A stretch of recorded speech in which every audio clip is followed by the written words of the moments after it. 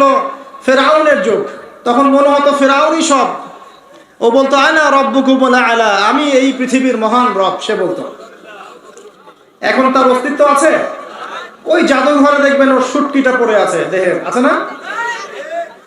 ফেরাউন যখন দলবল নিয়ে বের হয়ে যাচ্ছে মুসা আলাইহিস সালামের কওমকে ধাওয়া করার জন্য, সূরা দুখানের মধ্যে আছে, আল্লাহ পাক বলছেন যে তাদের স্মরণে যখন ফেরাউন এবং তার দলবল ডুবে মরল, ওদের এই মর্মান্তিক মৃত্যু দেখে আকাশ এবং জমিনের কেউ এক ফোঁটা পানিও ফেলেনি চোখে। এই আয়াতটা কোরআনে আছে, সূরা দুখানের মধ্যে আছে। একটা সময় ছিল নমরুদের যুগ, মনে হতো সেই সব কিছু। এখন তার অস্তিত্ব আছে? কেউ তার নামও মনে রেখেছে? একটা সময় আদ জাতি ছিল, আদ জাতি। এগুলো রূপকথা নয়, এগুলো গান গল্প নয়, এগুলো সত্য ঘটনা কোরআনে আছে। এগুলোর এক একটা বর্ণ সত্য, সারা পৃথিবী মিথ্যা হতে পারে, কোরআন সত্য। আদ জাতি ছিল দেহে অনেক বড় বড়, বিশাল বিশাল। তারা বলতো মান আশাদ্দু মিন্না কুওয়া, আমাদের চেয়ে শক্তিশালী আর কে আছে, এটা তারা বলতো। আল্লাহ পাক ঝড় দিয়ে উড়িয়ে দিয়েছেন, তাদের অস্তিত্ব আছে?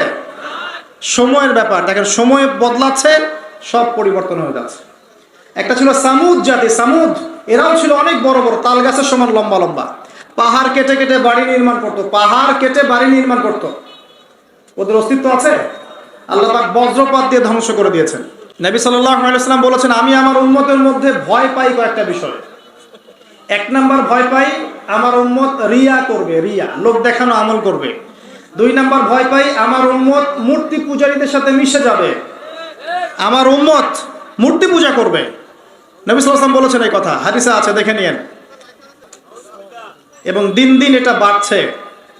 তো একটা কম ছিল সাদুম জাতি, সাদুম, এরা ছিল জর্ডান, যে দেশটার নাম আছে জর্ডান, এই জর্ডানের পাশে একটা সাগর আছে, ডেড সি বা মৃত সাগর, এখানে ওরা বসবাস করত। তারা তখন বলতো আমরা পবিত্র, কে আছে আমাদেরকে শাস্তি দিবে, হে লূত তুমি যদি পারো আল্লাহর শাস্তি নিয়ে আসো, এরকম করে বলেছিল। যদি পারো আল্লাহর শাস্তি নিয়ে এসে দেখাও। আল্লাহ রাব্বুল আলামিন দুইজন ফেরেশতাকে পাঠিয়েছিলেন, জিবরাইল, মিকাইল। ওই জায়গাটাকে পাখা দিয়ে তুলে আসমানে উঠিয়ে আবার জমিনে ধসিয়ে দিয়েছে। এটা রূপকথা নয়, এটা কোরআনে বলা আছে। ওদের অস্তিত্ব কি এখন আছে? নাই। ওই সাগরটার অস্তিত্ব আছে, ওই সাগরে কোনো মানুষ ডোবে না, ওখানে কোনো প্রাণের অস্তিত্বই নাই, এমনভাবে আল্লাহ পাক ধ্বংস করেছেন। আমি বলছি সব সময়ের ব্যাপার। দেখেন কওমে নূহ, নূহ আলাইহিস সালামের কওম আছে এখন? নাই।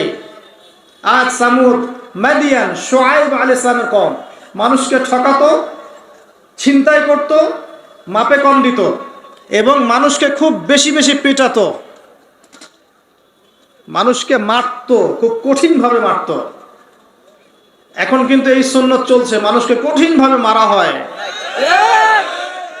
তো এই সুন্নতটা শুআয়ব আলাইহিস সালামের কওমের, এবং সেই কওম প্রথম কওম যাকে আল্লাহ পাক পৃথিবীতে ভূমিকম্প দিয়ে ধসিয়ে দিয়েছেন। তো এদের অস্তিত্ব কি এখন আছে? নাই। আমি বলতে চাচ্ছি যে জুলুম, জালেম, মাজলুম এগুলো চিরস্থায়ী নয়, আপেক্ষিক বিষয়। একটা সময় যাচ্ছে, আরেকটা সময় আসবে, আবার এই সময় চলে যাবে, আরেকটা সময় আসবে, পৃথিবী এভাবে চলতেই থাকবে। এর মধ্যেই পরীক্ষা, এর মধ্যেই দুনিয়ার জীবনে পরীক্ষা। আপনাকে আমাকে হকের উপর থাকতে হবে, সালাত আদায় করতে হবে, কোরআন সুন্নাহ মেনে চলতে হবে, পারিবারিক আদর্শ ঠিক করতে হবে, সবকিছু জাহিলিয়াতে ডুবে গেলেও আপনাকে ঠিক থাকতে হবে, এটাই পরীক্ষা। কিয়ামতের মাঠ আছে বলেই কোনো জালেম পার পাবে না, পার পাবে? কোনো মাজলুম এর অধিকার খর্ব হবে না, কিয়ামতের মাঠে তার অধিকার তাকে পুষিয়ে দেওয়া হবে ইনশাআল্লাহ। এই পৃথিবীটা চূড়ান্ত হিসাব নিকাশের জায়গা নয়। আমরা যারা এটা মনে করছি যে হতাশ হয়ে গেলাম, আমরা মুসলিমদের আজকে কি হয়ে গেল, আমরা এখন পৃষ্ঠপ্রদর্শন করছি আমাদের শিক্ষা ক্ষেত্রে দুর্বলতা, আমরা অর্থনৈতিক ক্ষেত্রে দুর্বল হয়ে যাচ্ছি, মুসলিমদের মধ্যে ঐক্য নাই, হ্যাঁ, আমাদেরকে ইসলামের শত্রুরা ডমিনেট করছে, সব দিকে মনে হচ্ছে যেন কোন ঠাসা মুসলিমরা, এমন মনে হচ্ছে না? কিন্তু আল্লাহর কসম করে বলছে যে এই সময়টা চিরস্থায়ী হবে না। আল্লাহ পাক লিখে রেখেছেন কিভাবে প্রেক্ষাপট পরিবর্তন হবে, কার মাধ্যমে হবে, কিভাবে হবে, আল্লাহু আলাম, আমরা জানি না। এতটুকু আমরা জানি যে এগুলো চিরস্থায়ী নয়। অতএব মুসলিমরা কখনো হতাশ হবে না। কি হবে না? হতাশ হবে না। মুসলিমরা পড়াশোনা করবে, প্রচুর পড়াশোনা করবেন, পড়াশোনা করতে থাকবেন। আমি অনেক দিন বলেছি সাবজেক্টগুলো, আপনাদেরকে আবার বলছি। সর্বপ্রথম কোরআন পড়বেন, কোরআন তেলাওয়াত করা শিখবেন, কোরআনের অর্থটা শিখবেন, কোরআনের ভাষা শিখবেন। এই ভাষা শেখার জন্য কওমি মাদ্রাসার আলেমদের কাছে গিয়ে পড়ে থাকতে হলে পড়ে থাকবেন, ভাষা শিখবেন। ইমাম শাফিঈ রাহিমাহুল্লাহ বলেছিলেন, কোরআন শেখা মুসলিমদের উপর যেমন ফরজ, এর ভাষা শিক্ষা করাও ফরজ। কারণ ভাষা না শিখলে আপনি কোরআন বুঝতে পারবেন না। কোরআন পড়া হয়ে গেলে বা পড়তে পড়তে একটা ভালো লেভেলে চলে গেলে আপনি এই যে নাহু সরফের কিতাবগুলো শেষ করবেন। তারপরে আপনি চলে যাবেন হাদিসের বইয়ে। হাদিসের ছোট ছোট বইগুলো আগে পড়বেন, আগে বড় বড় বই পড়বেন না। অনেকেই ভুল করেন আপনারা, আমাদের যুবক ভাইরা একটু বেশি ভুল করে এখানে। হেদায়েত পেয়ে সবার আগে সহিহ বুখারী হাতে নিয়ে বসে থাকে। এটা ঠিক না ভাই। এটা কেন ঠিক না আপনি এখন বুঝতে পারছেন না, কারণ আপনি এক লাফ দিয়ে তো মেডিকেল সায়েন্সের বই পড়তে পারবেন না। আপনাকে গ্র্যাজুয়ালি যেতে হবে।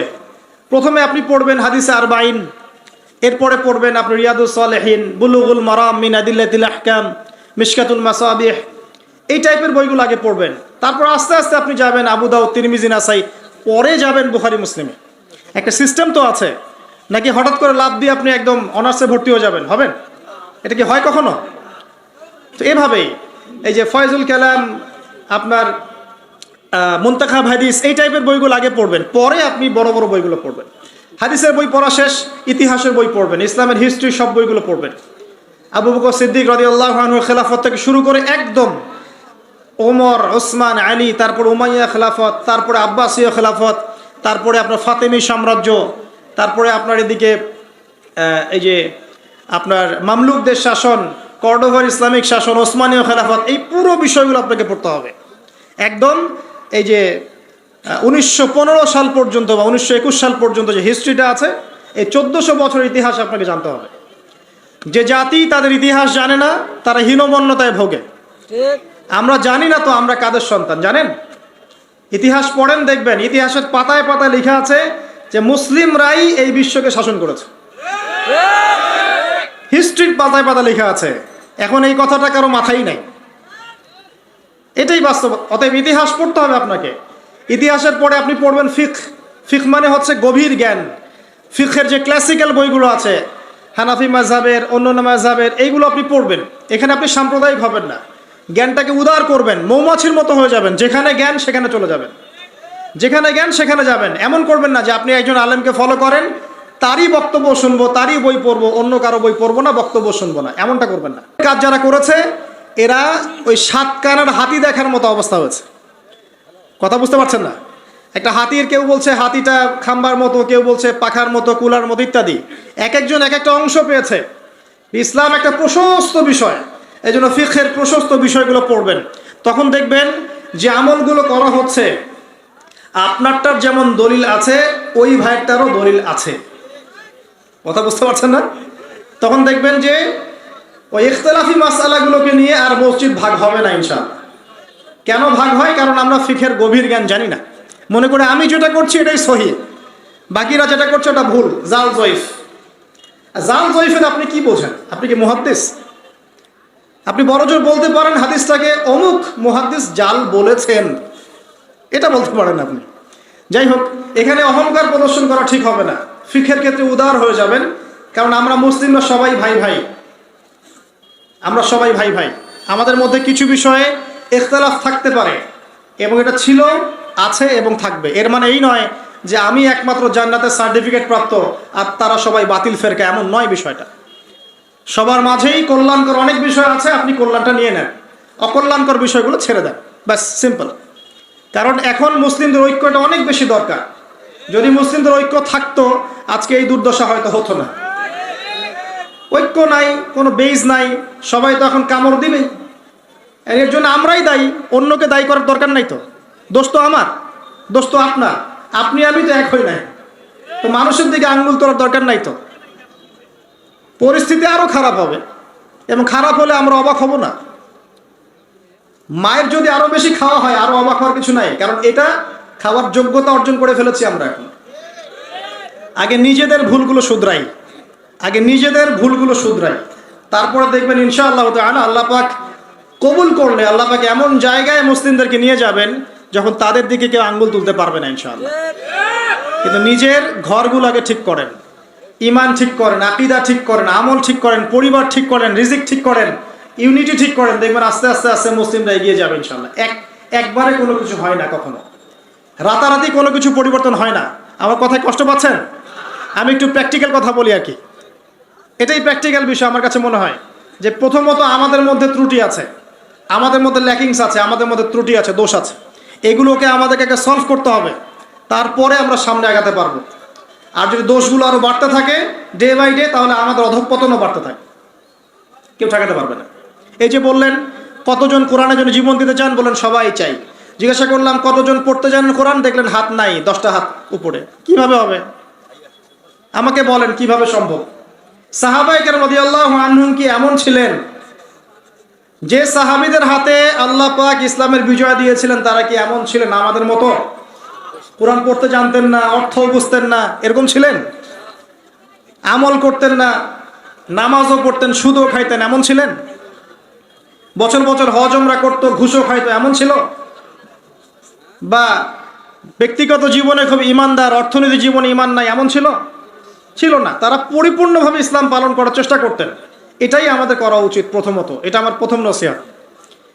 তো ভাই, প্রিয় ভাইরা, অনেক কঠিন কথা বলে ফেলছি মনে হয়। আচ্ছা আসুন, প্রথম নসিহত ভাই, পড়াশোনা করেন। যে কটা সাবজেক্ট বললাম, কোরআন, হাদিস, ইতিহাস, ফিকহ, এগুলোর সাথে জড়িয়ে নেবেন। আপনি জেনারেল লাইনে যেগুলো পড়ছেন সেগুলো অবশ্যই পড়বেন। অনেক ক্রেজি আমরা কিছু ভাইকে দেখি, হেদায়েত পাওয়ার পরে জেনারেল লাইনে পড়া বাদ। বাসায় বাবা মার সাথে সম্পর্ক খারাপ, বাড়ির থেকে বের হয়ে চলে যাচ্ছে, না আমি আর ইউনিভার্সিটিতে পড়বো না, আমি আর এইসব সাবজেক্ট পড়বো না, একদম টোটালি চেঞ্জ হয়ে যাব। এত সহজ নয় বিষয়টা, এত সহজ নয়। মানে আপনি 20-25 বছর পার করে ফেলেছেন, এখন সামনে আপনার ক্যারিয়ার আছে, আপনার চাকরি আছে, আপনার জব আছে, ফ্যামিলি আছে, কিভাবে কি করবেন আপনি এখন? সো আপনি যেখানে পড়ছেন সেখানে পড়েন, ইউনিভার্সিটিতে পড়ছেন পড়েন, মেডিকেল সায়েন্স পড়ছেন পড়েন, ইঞ্জিনিয়ারিং পড়ছেন পড়েন। এই সব জ্ঞানের আমাদের দরকার আছে? দরকার নাই? এই যুগের সাথে তাল মিলাতে হলে এগুলোর দরকার নাই? অবশ্যই দরকার আছে। এগুলো আমাদেরকে শিখতে হবে, আমাদেরকে এগুলো জানতে হবে, এবং আপনি আপনার জ্ঞানটাকে ইসলামের কল্যাণে ব্যয় করার চেষ্টা করেন। এটা আপনি করেন, এতটুকু আমার পরামর্শ। কিন্তু ট্র্যাক চেঞ্জ করার দরকার নেই আপনার, সবাই সেটা পারবে না। অতএব ওই ট্র্যাকে থেকেই আপনি সাবজেক্টগুলো কভার করেন। আকীদা পড়েন, কোরআন পড়েন, হাদিস পড়েন, ফিকহ, ইসলামের ইতিহাস। আরেকটা সাবজেক্ট বলছি, রাসূল সাল্লাল্লাহু আলাইহি ওয়াসাল্লামের জীবনী একদম মুখস্থ থাকতে হবে। বলেন নবীর জন্য জীবন দিতে চান কতজন? হাত তোলেন দেখি। মাশাআল্লাহ, সবাই। এবার বলেন আমাকে, নবী সাল্লাল্লাহু আলাইহি ওয়াসাল্লামের তৃতীয় স্ত্রীর নাম কি ছিল? কে বলেছেন? আপনি আমার কাছে একটা হাদিয়া নিয়ে যান আজকে। একজন ব্যক্তি সঠিক উত্তর দিয়েছে। আপনি কি দেখতে পাচ্ছেন নবীর প্রতি কত ভালোবাসা আমাদের? একজন উত্তর দিতে পেরেছে। এই হচ্ছে বাস্তবতা। অতএব বাস্তবিক হয়ে যান। নবী সাল্লাল্লাহু আলাইহি ওয়াসাল্লামের জীবনী মুখস্থ করবেন আগামী রমাদান আসার আগেই। হাত তোলেন, কথা দেন, পারবেন ইনশাআল্লাহ? দুইটা ওয়াদা করেছেন, কোরআন পড়া শিখবেন আগামী রমাদান আসার আগেই, রাসূলের জীবনী পড়া শিখবেন, শুধু না মুখস্থ করবেন। পারবেন ইনশাআল্লাহ? ইনশাআল্লাহ। একদম ছোটস্থ নবী সাল্লাল্লাহু আলাইহি ওয়াসাল্লামের জন্ম, মৃত্যু, কত বছর মক্কায় ছিলেন, কত বছর মদিনায়, কখন তিনি হিজরত করলেন, কখন তায়েফে গেলেন, কখন বদর, কখন টোটাল বিষয় আপনার মুখস্থ থাকতে হবে। পারবেন ইনশাআল্লাহ তাআলা। আল্লাহ পাক তৌফিক দান করুন। তখন সত্যিকারের আশিকে রাসূল হতে পারবো। এখন শুধু কথায় কথায় আশিকে রাসূল বলে লাভ নাই। আমার কথায় কষ্ট পাচ্ছেন? বাস্তবতা এরকম ভাই। জানেন, ইসলামের বিরুদ্ধে যারা কাজ করে তারা 24 ঘন্টা পরিশ্রম করে। আপনি জানেন, যারা ইসলামের এগেইনস্টে কাজ করে, বিরুদ্ধাচারণ করে, ইসলাম মুসলিমদেরকে ডমিনেট করতে যায়, এরা 24 ঘন্টা কাজ করে, 1 সেকেন্ড রেস্ট নেয় না। গোছানো কাজ, মেহনতের কাজ, জবাবদিহিতামূলক কাজ, কোনো দুর্নীতিহীন কাজ। ওদের উদ্দেশ্য হচ্ছে ইসলামকে দুনিয়া থেকে মিটিয়ে ফেলে দেবে একেবারে। আর আমরা মনে করি যে আমরা তো মাশাআল্লাহ জান্নাতের সার্টিফিকেট পেয়ে গেছি, আমরা মরলেই জান্নাত নিশ্চিত, তাই না? আমরা আল্লাহর একদম কবুলিয়ত প্রাপ্ত, আমরা নবী সাল্লাল্লাহু আলাইহি ওয়াসাল্লামের খাঁটি উম্মত, আমাদেরকে কে ঠেকায়? আমাদের ভাবখানা এমন। এই চিন্তা করতে করতে বিগত 100 বছরে আজকে আমাদের অবস্থা হচ্ছে। একদিনে হয়নি, বিগত 100 বছরের অবস্থা হচ্ছে। এর মাঝখানে শ্রম দিয়েছেন ওলামায়ে কেরাম, একদম শ্রম ঢেলে দিয়েছেন। কিন্তু ওলামায়ে কেরামের একার শ্রম কি যথেষ্ট হবে? শুধু ওলামায়ে কেরামকে নিয়েই কি পুরো জাতি? সবার ভূমিকা আছে না এখানে? এই কথাগুলো একটু বোঝার চেষ্টা করবেন। আল্লাহ পাক আপনাদেরকে বোঝার তৌফিক দান করুন, আমিন। আমরা সবাই একটা জাতি, আমরা কেউ কারো শত্রু নই। দেশের আলেম, প্রশাসন, গভর্নমেন্ট, সাধারণ জনগণ, যুবক যুবতী সবাই মিলে একটা বডি। আমরা কেউ কারো শত্রু নই। আমাদের একজনের গায়ে আঘাত লাগলে আরেকটা অঙ্গ ব্যথা পাবে, এটাই আমাদের চরিত্র হওয়া উচিত। আমরা সবাই মিলে একটা বাঙালি জাতি, পুরো জাতি।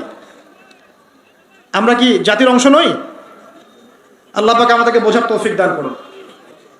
আমরা দোয়া করি, আল্লাহ তুমি আমাদের এই দেশটাকে শক্তিশালী করে দাও, এবং আমাদের দেশের প্রত্যেকটা মুসলিমকে আল্লাহ তুমি কোরআনওয়ালা বানিয়ে দাও, নবী সুন্নাহওয়ালা বানিয়ে দাও, এবং ইসলাম বিরোধী অপশক্তিগুলো থেকে আল্লাহ তুমি আমাদেরকে হেফাজত করো।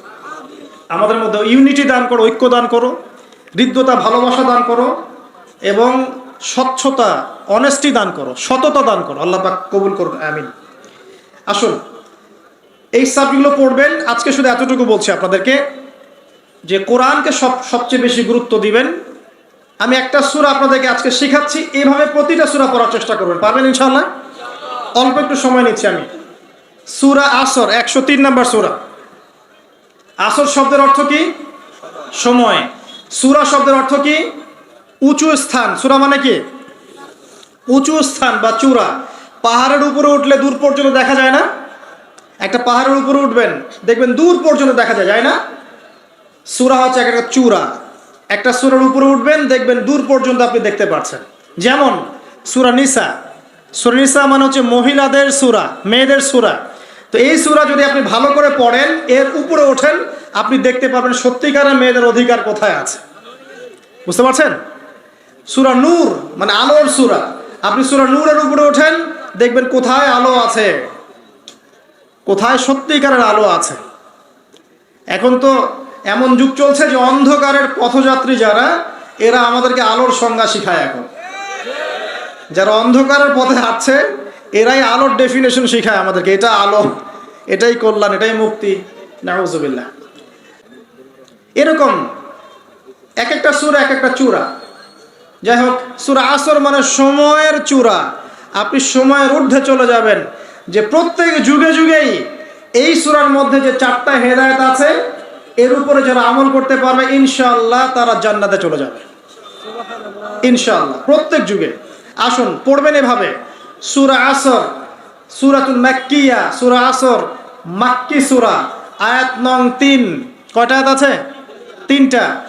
প্রথমে তেলাওয়াত করবেন, ওয়াল আসর, বিসমিল্লাহির রহমানির রহিম, ওয়াল আসরি ইন্নাল ইনসানা লাফি খুসর ইল্লাল্লাযীনা আমানু ওয়া আমিলুস সলিহাত ওয়া তাওয়াসাউ বিল হাক্কি ওয়া তাওয়াসাউ বিস সবর। খুব ছোট্ট সূরা, সবার মুখস্থ আছে? আলহামদুলিল্লাহ। এটা পড়লেন, এবার আপনি অর্থে আসবেন। সামনে 2টা তাফসীর থাকবে, আপনার যে তাফসীর পছন্দ হয়। আমার একটা পছন্দের তাফসীর, তাফসীরে জালালাইন। এটা আমার পছন্দের তাফসীর, তাফসীরে জালালাইন। আপনি ইবনে কাসির পড়তে পারেন, জালালাইন পড়তে পারেন, মাআরিফুল কোরআন পড়তে পারেন। আপনার ইচ্ছা, আপনার স্বাধীনতা, যেটা আপনার ভালো লাগে। তো এখানে দেখবেন ওয়াল আসরি অর্থ ওয়াও জবর ওয়া, মানে 2টো অর্থ হয়, একটা হচ্ছে এবং, একটা হচ্ছে শপথ বা কসম। এখানে ওয়াও জবর ওয়া মানে হচ্ছে শপথ বা কসম। ওয়াও জবর ওয়া মানে কসম, আর আসর মানে সময়। ওয়াল আসরি সময়ের কসম। একটা বাক্যের অর্থ জেনে ফেলেছেন। ওয়াল আসরি মানে কি? সময়ের কসম। আল্লাহ পাক সময়ের কসম কেন করলেন? সংক্ষিপ্ত করে বলছি, 3টা মেসেজ আপনার জন্য। 1, আপনার জীবনের সবচেয়ে মূল্যবান জিনিস সময়, ঠিক আছে? আপনার আমার সবার জীবনের সবচেয়ে মূল্যবান জিনিস কি? সময়। অতএব সময়কে মূল্যায়ন করতে হবে, সিম্পল, শেষ।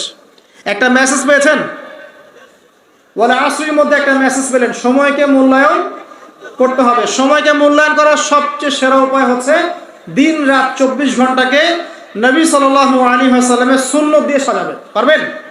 ঘুমাবেন তার সুন্নত মোতাবেক, উঠবেন তার সুন্নত মোতাবেক, ফজরের নামাজ পড়বেন, পড়ে কোরআন তেলাওয়াত করবেন, তারপর জিকির আজকার করবেন, নাস্তা করবেন, স্কুলে যাবেন, কলেজে যাবেন, চাকরি ক্ষেত্রে যাবেন, আবার জোহরের নামাজ পড়বেন, আবার আসর, আবার মাগরিব, আবার এশা, রাত্রে তাড়াতাড়ি ঘুমিয়ে যাবেন।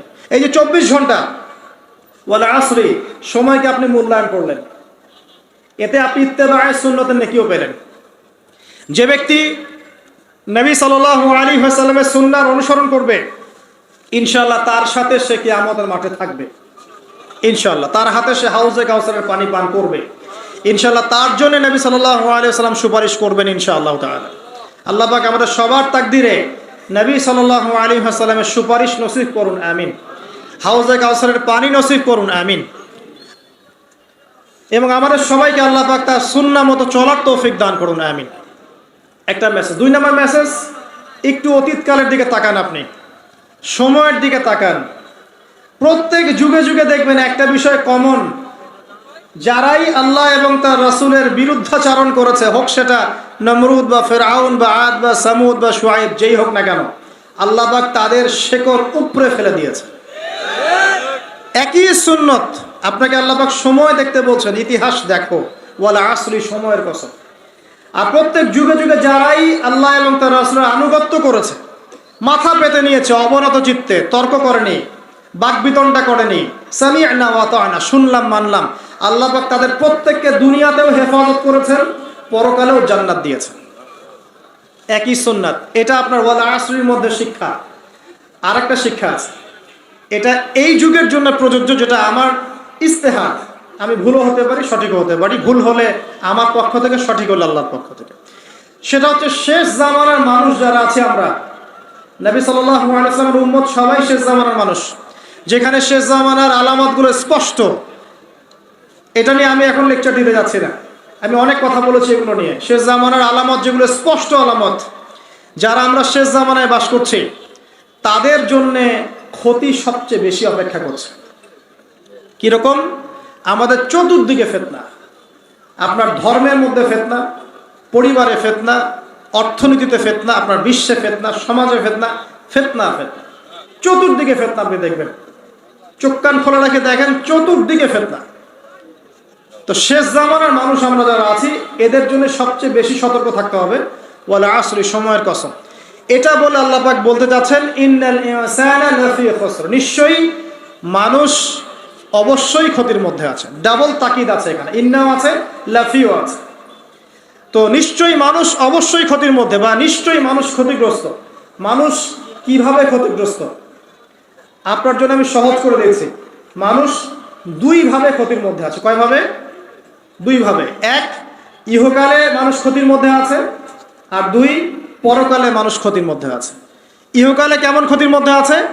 একটা আয়াত শোনেন, সূরা রুমের মধ্যে আল্লাহ পাক বলেছেন, যাহারাল ফাসাদু ফিল বাররি ওয়াল বাহরি বিমা কাসাবাত আইদিন নাস।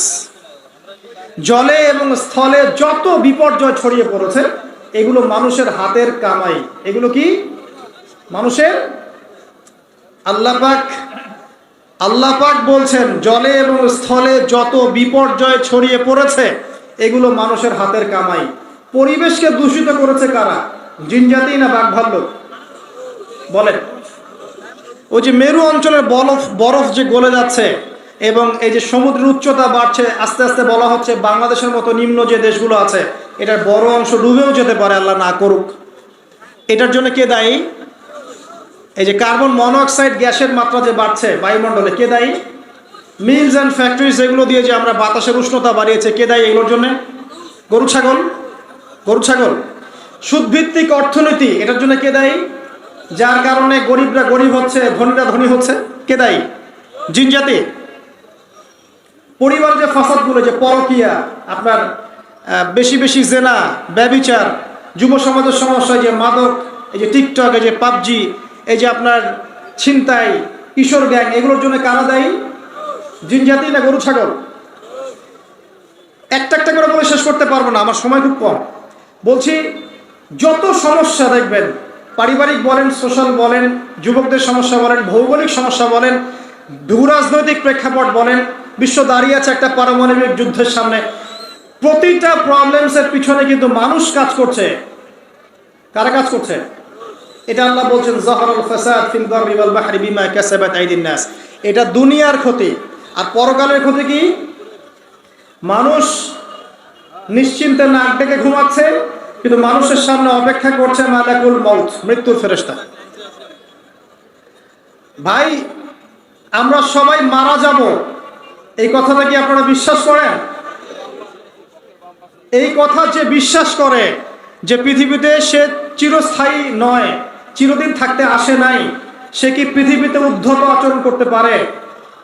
পাপ করলেও তো সে তওবা করে ফিরে আসবে, তাই নয় কি? এখন মানুষের চলাফেরা দেখলে কি মনে হয় যে মানুষ মারা যাবে কখনো? আমাদের সবার সামনে মৌত অপেক্ষা করছে। এই যে আমরা এখানে যারা বসে আছি, আজকে থেকে হয়তো 50 বছর পর কেউ থাকবো না। হতে পারে না? হতে পারে না?